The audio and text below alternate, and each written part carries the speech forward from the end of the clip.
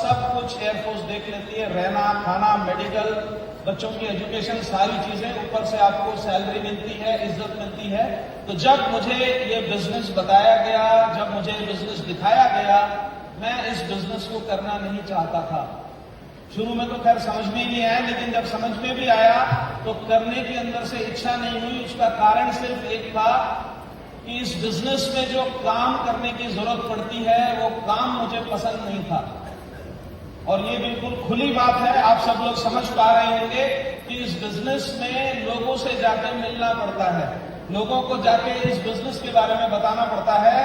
और इंटरेस्टिंग बात यह है कि हम जिसको भी मिलने के लिए जाते हैं वो कहता है मुझे पहले से ही पता है। कोई भी वेलकम नहीं करता है इस बिजनेस के लिए, कोई भी इस बिजनेस को करने के लिए पहली बार में तैयार नहीं होता। आप किसी की भी कहानी सुनेंगे, जितने भी लोग यहाँ पे सक्सेसफुल हैं, कोई भी इस बिजनेस को पहली नजर में करने के लिए तैयार नहीं था। लेकिन एक बार नजर घुमा के देखिए कि ऐसा बिजनेस जिसको पहली नजर में लोग करने के लिए तैयार नहीं होते, उस बिजनेस को करने के लिए और उस बिजनेस के एक प्रोग्राम में पार्टिसिपेट करने के लिए कितनी दूर दूर से लोग आके यहाँ पे बैठे हुए हैं। एक बार नजर घुमा के देखिए। तो इसलिए कहना चाहता हूं कि फर्स्ट इंप्रेशन, कहा जाता है ना, first impression is the last impression.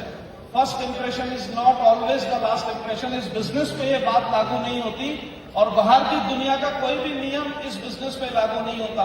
बाहर की दुनिया में बिजनेस करने के लिए आपको लाखों लगाने पड़ते हैं, हजारों आते हैं, करोड़ों लगाने पड़ते हैं, लाखों आते हैं। लेकिन इस बिजनेस में कुछ चंद हजार रुपए लगा के आप इस बिजनेस से लाखों और करोड़ों रुपए कमा सकते हो। मैं इस बिजनेस को करने के लिए सिर्फ इसलिए तैयार हुआ, पहले मेरा फोकस था, थोड़ा सा ध्यान दीजिएगा, पहले मेरा फोकस था कि इस बिजनेस में करना क्या पड़ेगा और जो कुछ भी करना पड़ेगा वो करने के लिए अंदर से इच्छा नहीं थी। उसके बाद मैंने अपना फोकस हटाया। जब इस तरह का एक प्रोग्राम देखा, इस तरह लोगों का मान सम्मान होते हुए देखा, तो मैंने अपना फोकस हटाया और फोकस लगाया कि इस बिजनेस में मिलेगा क्या।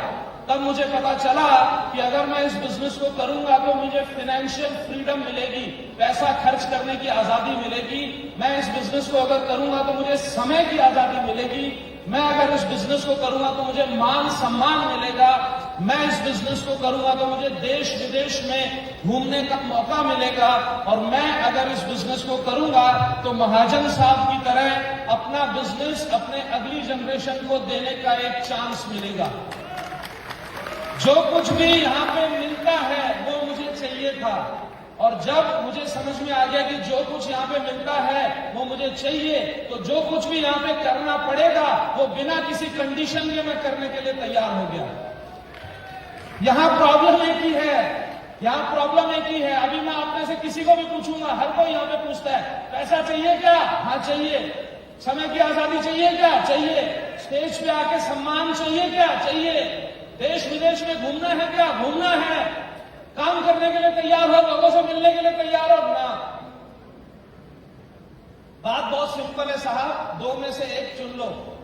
जो पसंद है वो करोगे तो जो मिलेगा वो कभी पसंद नहीं आएगा, और जो पसंद है वो चाहिए। तो जो आपको पसंद नहीं है वही काम करना पड़ेगा। अपना फैसला सोच समझ के लीजिएगा, और जो भी फैसला ले उस फैसले पे कम से कम 3 से 5 साल तक टिकिएगा। Wish you all the best. जय हिंद, जय माय लाइफस्टाइल।